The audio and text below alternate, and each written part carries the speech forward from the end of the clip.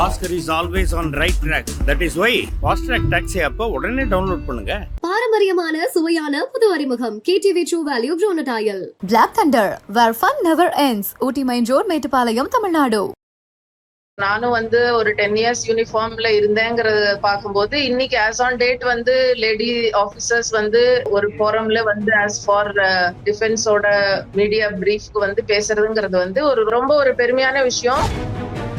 இந்த ஆப் சிந்தூருங்கிறதே ஒரு சிம்பாலிக்கா it is for the பெண்களுக்குன்னு ஒரு அநீதிங்கிற மாதிரிதான் நான் சொல்லுவேன். அவங்க கண்ணு முன்னாடி அவங்க ஃபேமிலி மெம்பர்ஸ் சுட்டு கொன்னதுங்கிறது எந்த விதத்திலயுமே அக்செப்ட் பண்ணிக்க முடியாத ஒரு விஷயம், காட்டு மிராண்டித்தனம் தான் நான் சொல்லுவேன்.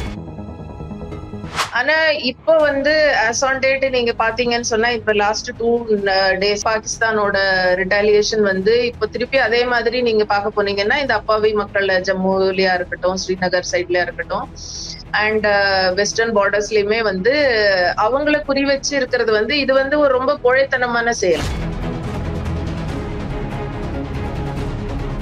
இந்தியாவோட படை பலம் ஆகட்டும், ஏர்ஃபோர்ஸோட டிஃபென்ஸ் சிஸ்டம் ஆகட்டும், கம்யூனிகேஷன் நெட்வொர்க் ஆகட்டும், எல்லாமே நம்மளோடது ஒரு அட்வான்ஸ்டு ஸ்டேஜ்ல நம்மளால பதிலடி குடிக்கக்கூடிய நிலைமையில தான் நம்ம இருக்கோம். முப்படைகளை தாண்டியும் கூட இந்தியாவினுடைய அந்த உளவு அமைப்புகள் எந்த விதத்துல கான்ட்ரிபியூட் பண்றாங்க, இஸ்ரோவுடைய பங்களிப்பு எப்படி இருக்கு அப்படிங்கும்போது உங்களுடைய இந்த குறிப்பிட்ட அந்த ரோல் அப்படின்றது எப்படி இருக்கு? ஒரு ரோல்னு பார்க்க போனா கோர் ஆஃப் சிக்னல்ஸோடது டெலிகம்யூனிகேஷன் ப்ரொவைட் பண்றது both for operational purpose and for your peace time communication. நீங்க டைரக்டா பார்டர்ல போய் ஒருத்தர் சண்டை போடுறது மட்டும்தான் வார் கிடையாது. So the 70 to 80% of the war happens from the communication system.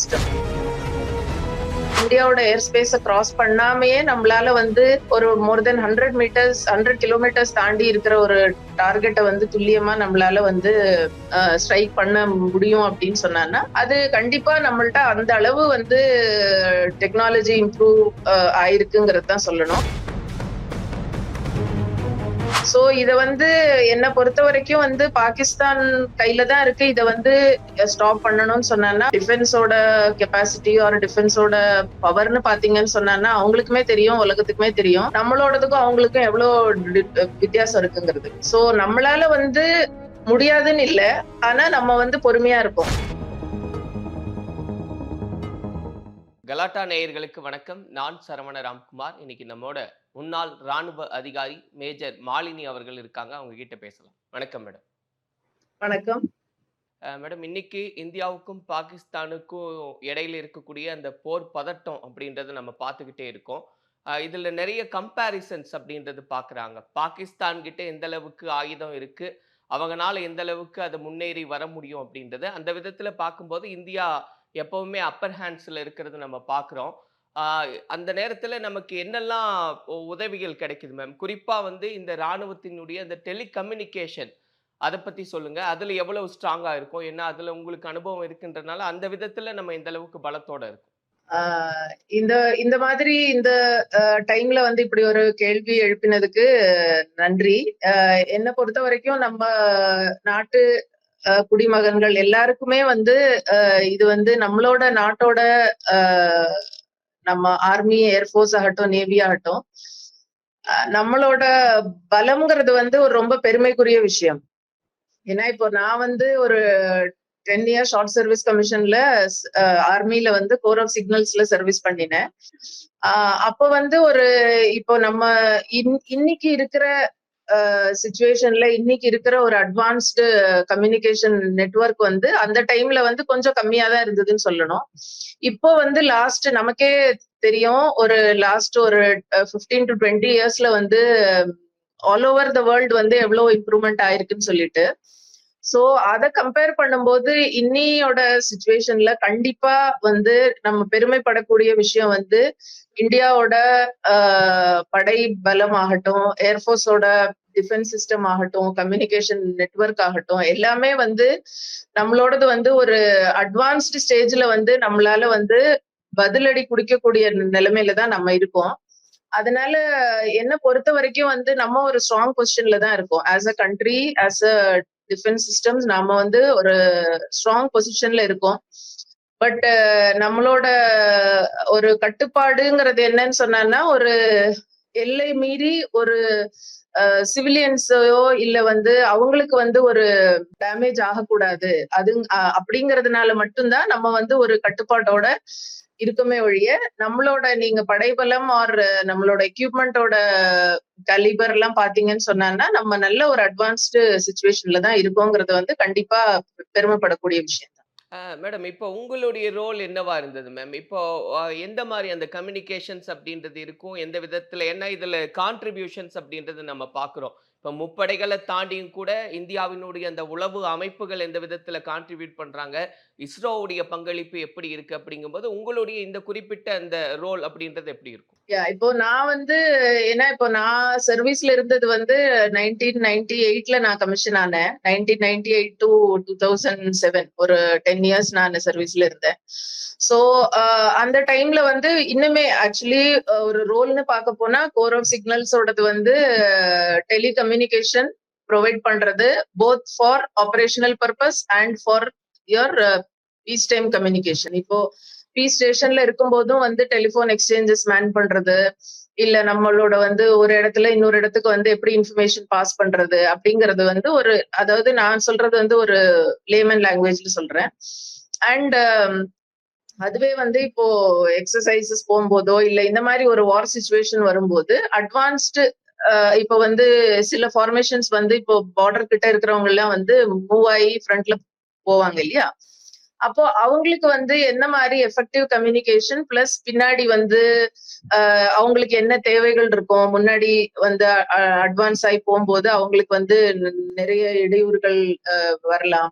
அப்ப அதுக்கு தேவைப்படுற வந்து அவங்களுக்கு எப்படி பின்னாடி கம்யூனிகேட் பண்றதுங்கிறது வந்து அதுக்கு வந்து நாங்க வந்து ரேடியோ சிஸ்டம்ஸ் இருந்தது, different types of radio sets, ASCON and அந்த மாதிரி நிறைய. பட் இப்போ வந்து ரொம்ப அட்வான்ஸ்ட் ஆயிடுது. ஏன்னா நான் வந்து சர்வீஸ்ல இருந்ததுக்கு அப்புறமே வந்து இப்போ மோர் தென் 25 இயர்ஸ்க்கு மேல ஆயிடுச்சு. சோ அந்த 25 இயர்ஸ்ல வந்து ஐ would say the communication and technology has improved manifold. அதனால வந்து இப்போ இருக்கிற சிஸ்டம்ஸ் வந்து சோ த பேசிக் எங்களோட கான்ட்ரிபியூஷன் டு தி சர்வீசஸ்னு பாத்தீங்கன்னு சொன்னா கம்யூனிகேஷன் ப்ரொவைட் பண்றது பிளஸ் இப்போ வந்து ஆஃப் லேட் வந்து இப்போ லாஸ்ட் ஒரு 10-15 இயர்ஸ்ல பாத்தீங்கன்னா இந்த சைபர் அட்டாக் அண்ட் சைபர் செக்யூரிட்டிங்கிறது வந்து ரொம்ப முக்கியமான விஷயம். இப்பயுமே வந்து இந்த கரண்ட் சிச்சுவேஷன்லயே பாத்தீங்கன்னு சொன்னா வந்து ஏன்னா இப்போ இந்த பிரசன்ட் சினாரியோல வந்து நீங்க டைரக்டா பார்டர்ல போய் ஒருத்தர் சண்டை போடுறது மட்டும்தான் வார் கிடையாது. So the 70 to 80% of the war happens from the communication systems. ஏன்னா இப்ப நமக்கே தெரியுது சோசியல் மீடியால எல்லாம் வந்து எவ்வளவு ஈஸியா ஒருத்தரை வந்து உங்களால இன்ஃப்ளூயன்ஸ் பண்ண முடியுது, வந்து கன்வின்ஸ் பண்ண முடியுதுங்கிறது. சோ சைபர் வார்ஃபேருங்கிறதுமே வந்து ஒரு செப்பரேட் பிரான்ச் ஆஃப் எங்களோட இதுல இருக்கு. சோ அதையும் வந்து சைபர் அட்டாக்ஸை வந்து எப்படி அவாய்ட் பண்றது, how to provide a safe networking system. So இது எல்லாமே வந்து இப்போ இனி இதுல வந்து ரொம்ப இம்பார்ட்டன்ஸ் கொடுத்து அதனாலதான் நம்மளால வந்து இன்னுமே வந்து நிலைநாட்ட முடியுதுங்கிறது என்னோட ஒப்பீனியன். இப்ப விட அப்ப முன்னாடி வந்து இது ரொம்பவே சவாலா இருந்திருக்கும் அப்படின்னு புரிஞ்சுக்க முடியுது. இன்னைக்கு எந்த அளவுக்கு அட்வான்ஸ்டா இருந்திருக்கும், அப்ப அது எவ்வளவு சவாலா இருந்தது, எப்படி அதை செயல்படுத்துனீங்க மேடம்? ஆமா, சவாலா இருந்ததுன்னா அப்ப வந்து இப்போ நான் சொல்ல போனீங்கன்னா நான் சர்வீஸ்ல இருந்த ஃபுல் டைம்லயே வந்து இந்த மொபைல் போனுங்கிற சிஸ்டமே இல்ல, ரைட்? சோ நான் வந்து 98ல ஃபர்ஸ்ட் என்னோட எக்ஸ்போஷருங்கிறது வந்து ஜோத்பூர்ல வெஸ்டர்ன் ஃப்ரண்ட்ல நான் போஸ்டிங் இருந்தேன். சோ என்னோட ஃபர்ஸ்ட் எக்ஸ்போஷர் வந்து 98ல நான் கமிஷன் ஆன வருஷமே வந்து இந்த போக்ரனோட நியூக்ளியர் டெஸ்ட் இருந்தது இல்லையா? சோ அந்த டைம்ல நான் வந்து I was there in the signal centre and I was there in the shift duty on that night. So என்ன ஒரு விஷயம் வந்து என்னன்னா இன்னைக்கும் சரி அன்னைக்கும் சரி மாறாத ஒரு விஷயம் வந்து சீக்ரஸிய மெயின்டைன் பண்றது. ஏன்னா நான் அங்க இருந்த வரைக்குமே கூட இந்த மாதிரி ஒரு ஈவெண்ட் வந்து ஒரு அடுத்த நாள் ஒரு நியூக்ளியர் டெஸ்டிங் ஆர் இது வந்து ஒரு இன்சிடென்ட் ஒண்ணு நடக்க போகுதுங்கிறது வந்து யாருக்குமே இன்ஃபர்மேஷனே வந்து கிடையாது. பிகாஸ் அந்த சீக்ரஸியை மெயின்டைன் பண்ணணுங்கிறது ரொம்ப முக்கியம். சோ எங்களுக்கு அன்னைக்கு நைட்டு வந்து ஏதோ தெர் இஸ் சம் ஒரு இம்பார்ட்டன்ட் ஒரு ஈவெண்ட் இருக்கு, அதனால வந்து நீங்க இருக்கணும், எவ்ரிபடி ஷுட் பி அலர்ட்ங்கிற இன்ஃபர்மேஷன் மட்டும்தான் எங்களுக்கு வந்தது.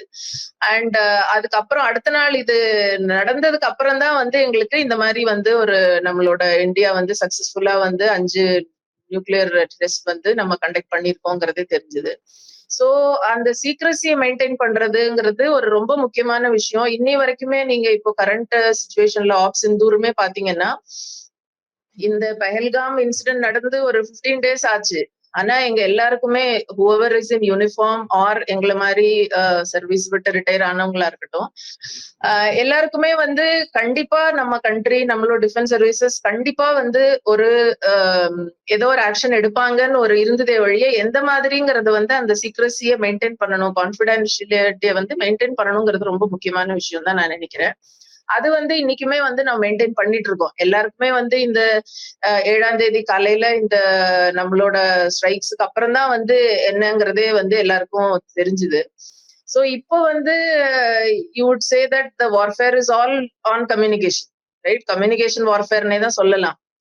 ஏன்னா நம்ம சோசியல் மீடியால அவ்வளோ இன்ஃபர்மேஷன் இருக்கு. சோ அத நம்ம வந்து ஆஸ் அ சிட்டிசன்ஸ் ஆர் நம்ம வந்து அதை கரெக்டா எது அவசியமோ அதை மட்டும் எடுத்துட்டு நம்மளோட கண்ட்ரியோட டிஃபென்ஸ் ஃபோர்ஸஸ் மேல ஒரு நம்பிக்கை வச்சு இருக்கணும் தான் நானு வந்து எல்லார்ட்டையும் கேட்டுக்கிறதும் அதுதான். அண்ட் இப்போ நிறைய அட்வான்ஸ் சிஸ்டம், இப்போ நம்ம வந்து இந்தியாவோட ஏர் ஸ்பேஸை கிராஸ் பண்ணாமையே நம்மளால வந்து ஒரு மோர் தென் 100 மீட்டர்ஸ் 100 கிலோமீட்டர்ஸ் தாண்டி இருக்கிற ஒரு டார்கெட்டை வந்து துல்லியமா நம்மளால வந்து ஸ்ட்ரைக் பண்ண முடியும் அப்படின்னு சொன்னான்னா, அது கண்டிப்பா நம்மள்ட்ட அந்த அளவு வந்து டெக்னாலஜி இம்ப்ரூவ் ஆயிருக்குங்கிறது தான் சொல்லணும். அது வந்து ரொம்ப ஒரு கர்வப்படக்கூடிய பெருமைப்படக்கூடிய விஷயம் தான் நான் சொல்வேன். அந்த டைம்ல கண்டிப்பா நான் சர்வீஸ்ல இருந்த வரைக்கும் வந்து கொஞ்சம் டெவலப் ஆயிட்டு இருந்ததே ஒழிய இந்த அளவு வந்து இல்லைன்னு தான் நான் சொல்லுவேன். இப்போ வந்து லாஸ்ட் 25 இயர்ஸ்ல வந்து நிறைய இம்ப்ரூவ்மெண்ட் ஆயிருக்கு. ஆஸ் ஆன் டேட் வந்து நம்ம வந்து இப்போ வீட்டு இங்க உள்ளே உட்காந்துட்டு நம்மளால வந்து everything is controlled by systems. இப்போ இந்த ஸ்ட்ரைக்ஸ் எல்லாமே வந்து டெல்லியில வந்து கண்ட்ரோல் ரூம்ல இருந்தே தான் இது எல்லாத்தையுமே கேரி அவுட் பண்ணிருக்காங்க. சோ இந்த மாதிரி விஷயங்கள் வந்து நமக்கு வந்து ஒரு என்ன சொல்றது, ஒரு பெருமைப்படக்கூடிய விஷயம் தான் நான் சொல்றேன். இப்போ ஒரு ரீசெண்டா அனௌன்ஸ்மெண்ட் ஒன்று பார்க்குறேன் மேம். வாக்கி டாக்கீஸ் வந்து அன்வான்டா யாருக்கும் சேல் பண்ணக்கூடாது, வேலிட் ரீசன் இல்லாம பண்ணக்கூடாதுன்னு. அந்த மாதிரியான அறிவிப்பு ஏன்? இதுக்கு வந்து நீங்க தான் ரைட் பர்சன் நினைக்கிறேன். அதுக்கு ஆன்சர் பண்ண. இல்ல அது வந்து ஒண்ணு மெயினா என்னன்னா இது வந்து ஒரு இன்டர்ஃபெரன்ஸ்னு சொல்லலாம். அதாவது அவசியம் இல்லாத சில கம்யூனிகேஷனை வந்து நம்ம என்கரேஜ் பண்ற மாதிரி இருக்குங்கிறதுனால வந்து இத வந்து அவாய்ட் பண்ணிருக்கலாம் இந்த விஷயம். இன்னொன்னு வந்து அதான் நான் முக்கியமான இப்ப நம்ம நார்மலா நீங்க பாருங்க, இப்போ ஒரு வாட்ஸ்அப் குரூப் இருக்கு, அதுல ஒரு இன்ஃபர்மேஷன் வருதுன்னு சொல்லும் போது எதுக்காக வந்து இந்த கம்யூனிகேஷன் குரூப் இருக்கோ அதை தவிர்த்து மத்த இன்டர்ஃபெரன்ஸ், அதாவது ஒரு நியூசன்ஸ் வேல்யூக்கு வந்து நிறைய ஆட் ஆகுது இல்லையா? சோ அந்த மாதிரி வந்து அவசியம் இல்லாத கம்யூனிகேஷன் வந்து அவாய்ட் பண்ணலாம். அது வந்து முக்கியமான சில விஷயங்களை வந்து நம்ம வந்து அதை பாஸ் பண்றத வந்து அதை அவாய்ட் பண்ணும் அப்படிங்கிறதுனால இந்த மாதிரி ஒரு ரூல் கொண்டு வந்திருக்கலாம். அதுதான் என்னோட ஒப்பீனியன். பிகாஸ் அது வந்து இப்போ அனாவசியமான விஷயங்கள்ல நம்ம வந்து அதுக்கு இம்பார்ட்டன்ஸ் கொடுக்கும்போது அவசியமான விஷயங்கள் மிஸ் ஆயிடும் இல்லையா? சோ அதனால வந்து உங்களுக்கு மோரோவர் அந்த வாக்கி டாக்கி இதுல வந்து there has to be a regulation இல்ல, என்ன ஃப்ரீக்வன்சில அவங்க யூஸ் பண்ணணும் அப்படிங்கறதெல்லாம். சோ அது வந்து அதனால செக்யூரிட்டி ரீசன்ஸ்னாலதான் மெயினா வந்து இந்த மூவ் இருக்கலாம்ங்கிறது என்னோட ஒப்பீனியன்.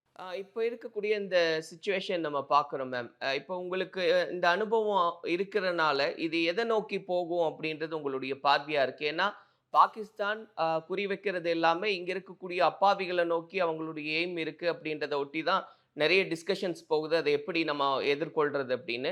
இது எதை நோக்கி நகரும் அப்படின்னு பார்க்குறீங்க? இப்போ ஆக்சுவலி பார்க்க போனீங்கன்னா நம்ம வந்து இந்த ஆப் சிந்தூர் லான்ச் பண்ணதுங்கிறதே வந்து ஒரு ரிட்டாலியேஷன் தான். முதல் அடி வந்து நம்ம எடுத்து வைக்கல. முதல் அடி வச்சது வந்து பஹல்காம்ல 22 ஏப்ரல்ல நடந்ததுதான் வந்து அப்பாவியா இருந்த வந்து டூரிஸ்ட் எல்லாம் வந்து கொன்னதுதான் வந்து இதோட முதல் அடி. அதுக்கு பதிலடி கொடுக்குற மாதிரி தான் வந்து நம்மளோட ஆக்ஷன் இருந்தது. ஆனா இப்ப வந்து as on date நீங்க பாத்தீங்கன்னு சொன்னா இப்ப லாஸ்ட் 2 days ஆர் 2 நைட்ஸ்ல வந்து பாகிஸ்தானோட ரிட்டாலியேஷன் வந்து இப்ப திருப்பி அதே மாதிரி நீங்க பார்க்க போனீங்கன்னா இந்த அப்பாவி மக்கள் ஜம்முலயா இருக்கட்டும், ஸ்ரீநகர் சைட்லயா இருக்கட்டும் அண்ட் வெஸ்டர்ன் பார்டர்ஸ்லயுமே வந்து அவங்கள குறி வச்சு இருக்கிறது வந்து இது வந்து ஒரு ரொம்ப கோழைத்தனமான செயல், வெறித்தனமான செயல் மாதிரிதான் சொல்லுவேன் நானு. இது வந்து நம்ம வந்து நம்மளோட ஆக்ஷன்ஸ், நம்ம இந்தியாவோட டிஃபென்ஸ் ஆக்ஷன்ஸ்னு பாத்தீங்கன்னு சொன்னா ஃபர்ஸ்ட் ஆக்ஷனுமே வந்து டார்கெட் பண்ணி எந்த டெரரிஸ்ட் கேம்ப் எல்லாம் வந்து நம்மளால வந்து நமக்கு ஐடென்டிஃபை பண்ணதை வந்து ப்ரிசைஸா நம்மளால வந்து அட்டாக் பண்ண முடியுங்கிறத நான் ஒண்ணு நம்மளோட பலத்தை காமிக்கணும். இன்னொன்னு வந்து நீ எங்க இருக்கேங்கிறது எனக்கு தெரியுங்கிறத வந்து உலகத்துக்கு சொல்லணுங்கிறது ரொம்ப முக்கியமான விஷயம். அப்படிதான் நான் நினைக்கிறேன். சோ இப்போ நீ டெரரிஸ்ட் ஆபரேட் பண்ணிட்டு இருக்காங்க, ஆனா அவங்க எங்க இருக்காங்கங்கிறது யாருக்கும் தெரியலங்கிற மாதிரி ஒரு எண்ணத்துல அவங்க வந்து இருக்கக்கூடாது. சோ அத வந்து முறியடிக்கிற மாதிரி தான் நம்மளோட பதில் இருந்தது. பட் அதுக்கப்புறம் வந்து என்ன கேட்டீங்கன்னா இது வந்து எதிர்பார்த்ததுதான் பாகிஸ்தானோட இந்த ரியாக்ஷன் ஆர் ரிட்டாலியேஷன் வந்து. சோ இத வந்து என்ன பொறுத்த வரைக்கும் வந்து பாகிஸ்தான் கையில தான் இருக்கு. இத வந்து ஸ்டாப் பண்ணணும்னு சொன்னா அவங்க வந்து இதை இன்னும் எஸ்கலேட் பண்ணாத, இத வந்து இதோட ஸ்டாப் பண்றதுக்கு அவங்க முயற்சி எடுத்து, ஏன்னா நீங்க வந்து டிஃபென்ஸோட கெப்பாசிட்டி ஆர் டிஃபென்ஸோட பவர்னு பாத்தீங்கன்னு சொன்னா அவங்களுக்குமே தெரியும், உலகத்துக்குமே தெரியும் நம்மளோடதுக்கும் அவங்களுக்கும் எவ்வளவு வித்தியாசம் இருக்குங்கிறது. So India always has an upper hand on that.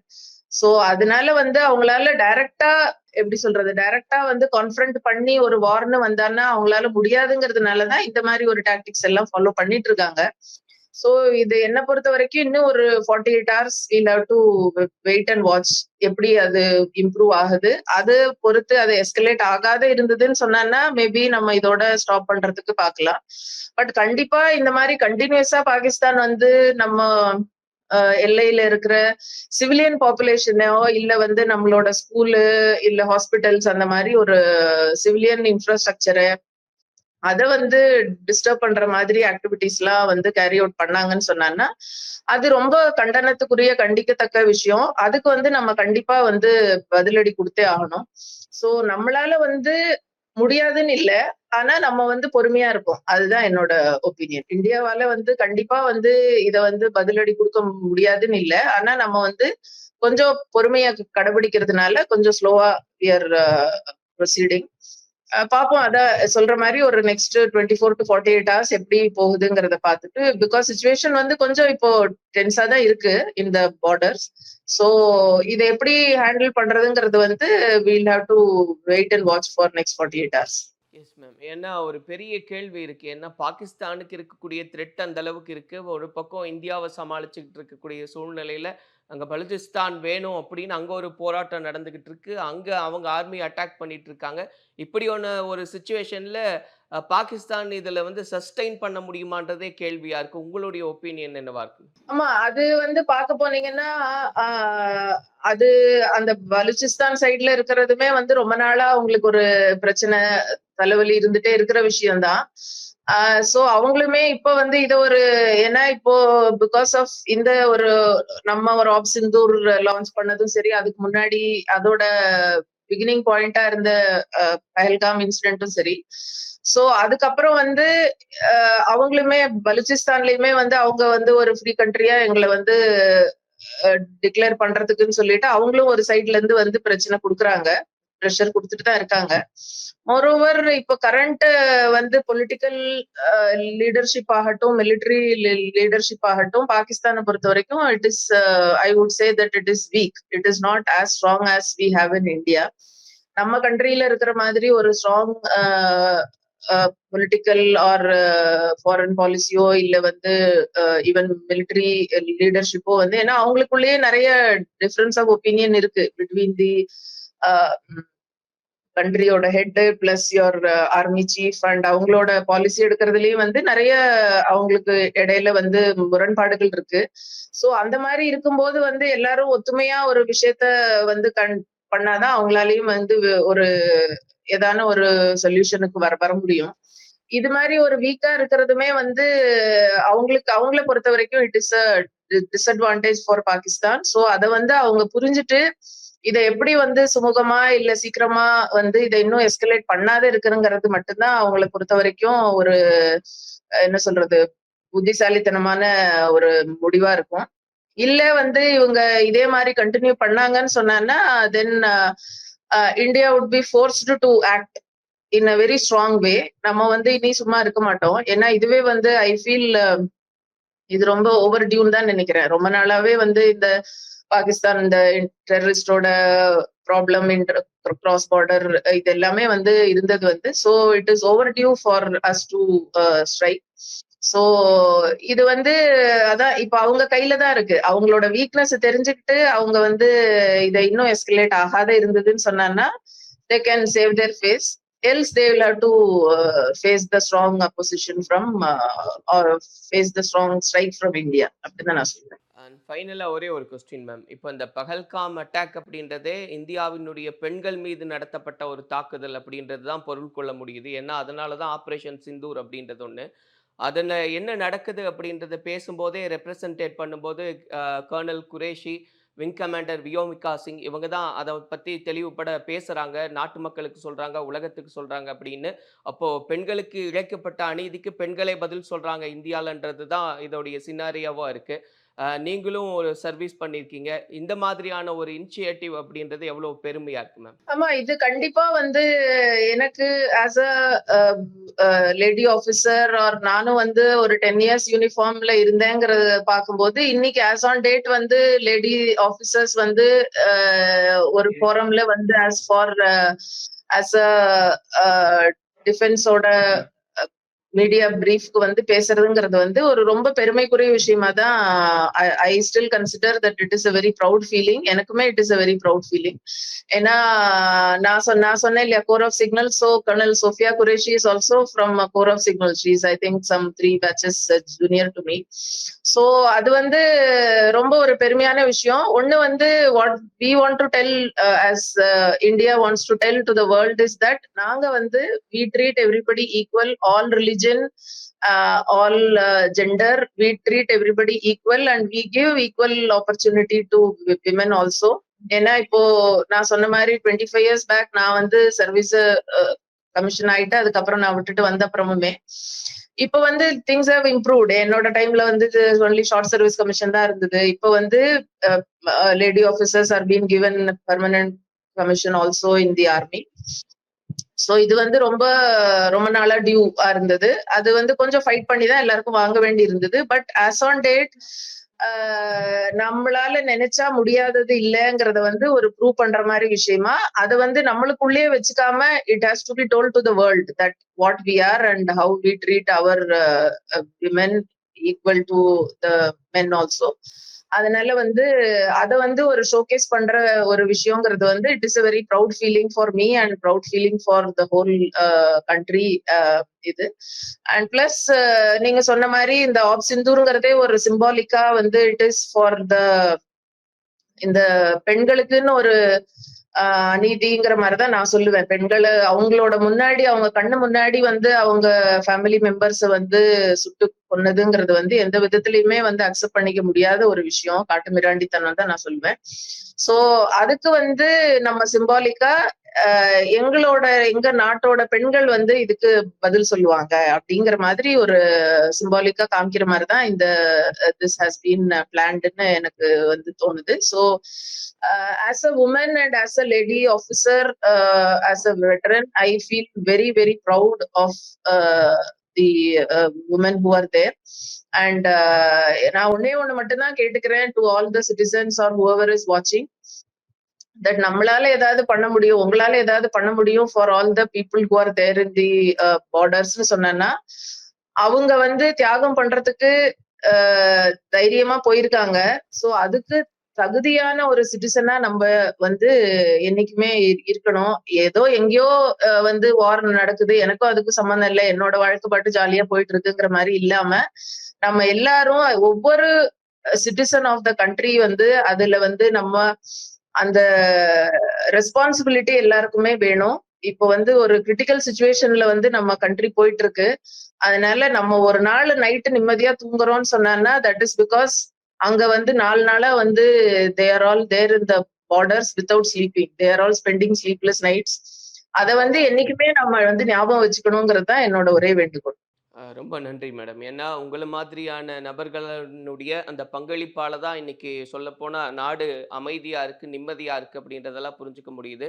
இந்த போர் பதட்டம் அடுத்தடுத்த கட்டம் எத நோக்கி நகருது அப்படின்ற அடிப்படையில நம்ம தொடர்ந்து பேசலாம். நெறைய தகவல்கள குடுத்திருக்கீங்க. நன்றி. நன்றி. வணக்கம். Oscar is always on right track. That is why Fast Track Taxi app உடனே டவுன்லோட் பண்ணுங்க. பாரம்பரியமான சுவையான புது அறிமுகம் KTV True Value Bronadile. Black Thunder, where fun never ends. Ooty Main Road, Mettupalayam, Tamil Nadu.